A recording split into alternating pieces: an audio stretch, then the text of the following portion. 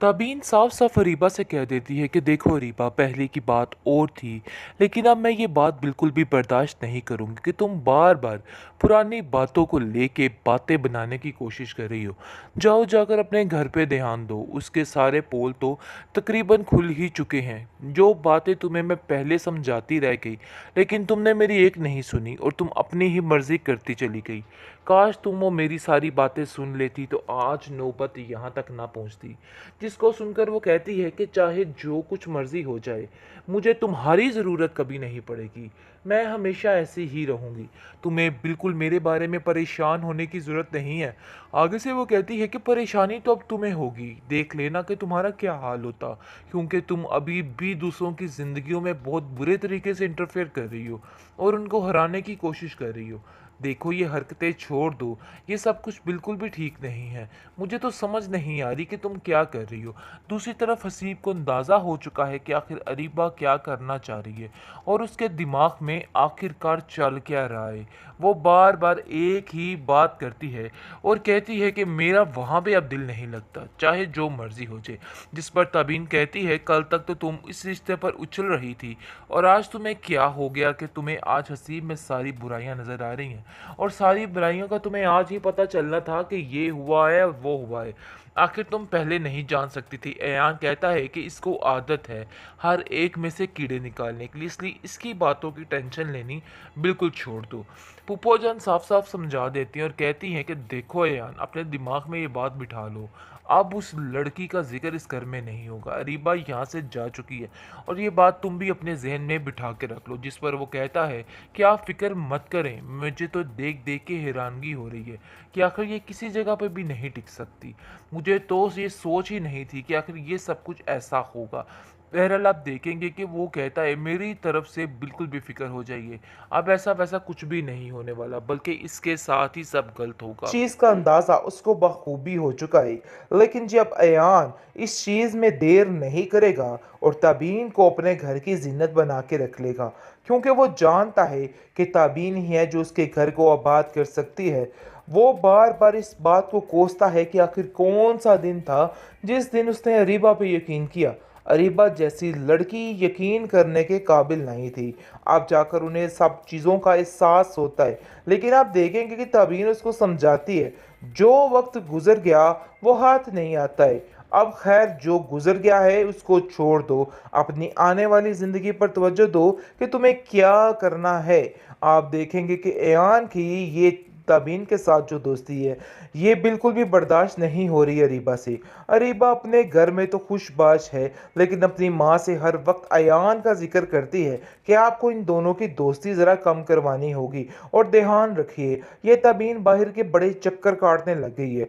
मुझे तो ऐसा लग रहा है कि मामला ख़राब ना हो जाए, इसलिए बस मैं आपको समझाने की कोशिश कर रही थी कि आप इसका ध्यान रखिए। जिस पर उसकी माँ कहती है कि तुम फिक्र मत करो, तुम बेफिक्र होके अपने घर रहो। मैं ज़रा इसकी लगाम को खींचती हूँ और इसको बताती हूँ कि आखिर क्या करना है और क्या नहीं करना।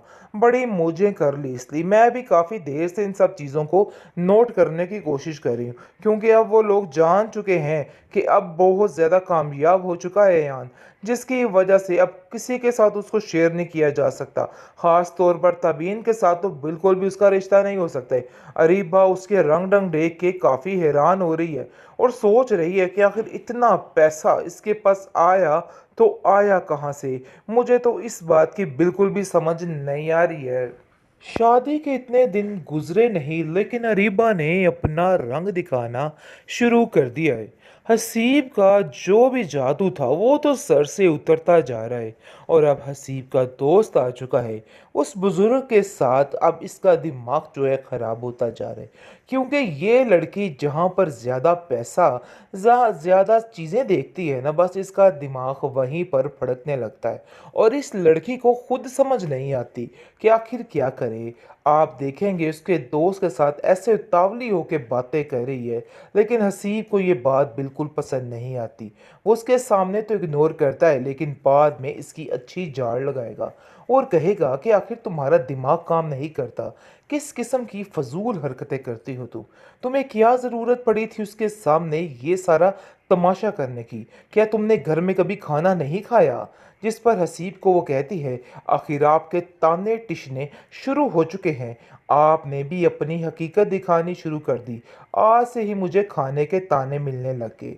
दूसरी तरफ काफ़ी ज़्यादा ताबीन खुश है, क्योंकि ताबीन को अपनी ज़िंदगी की हर वो खुशी मिल रही है जिसको वो डिज़र्व करती थी। अयान बहुत ज़्यादा खुश है अपनी ज़िंदगी से, क्योंकि आज वो बहुत कामयाब होता जा रहा है और ये चीज़ हसीब से बर्दाश्त नहीं हो रही।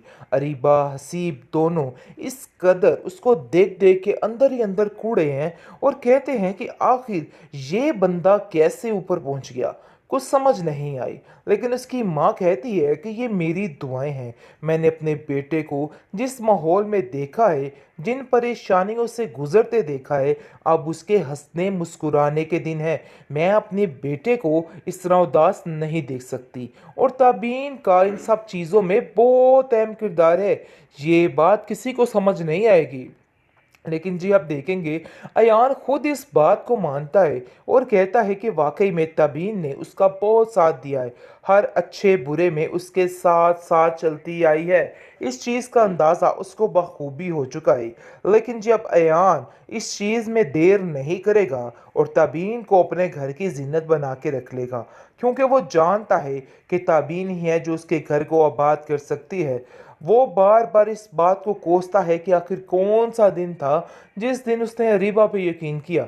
अरीबा जैसी लड़की यकीन करने के काबिल नहीं थी। अब जाकर उन्हें सब चीज़ों का एहसास होता है, लेकिन आप देखेंगे कि तबीन उसको समझाती है, जो वक्त गुजर गया वो हाथ नहीं आता है। अब खैर जो गुजर गया है उसको छोड़ दो, अपनी आने वाली ज़िंदगी पर तवज्जो दो कि तुम्हें क्या करना है।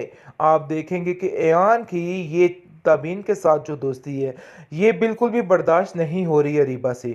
अरीबा अपने घर में तो खुशबाश है, लेकिन अपनी माँ से हर वक्त अयान का जिक्र करती है कि आपको इन दोनों की दोस्ती ज़रा कम करवानी होगी और ध्यान रखिए, ये तबीन बाहर के बड़े चक्कर काटने लग गई है।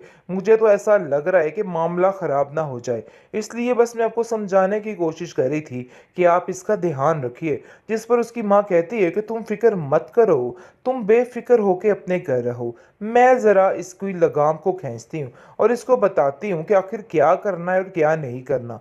बड़ी मौजें कर ली, इसलिए मैं भी काफ़ी देर से इन सब चीज़ों को नोट करने की कोशिश कर रही हूँ, क्योंकि अब वो लोग जान चुके हैं कि अब बहुत ज़्यादा कामयाब हो चुका है यान, जिसकी वजह से अब किसी के साथ उसको शेयर नहीं किया जा सकता।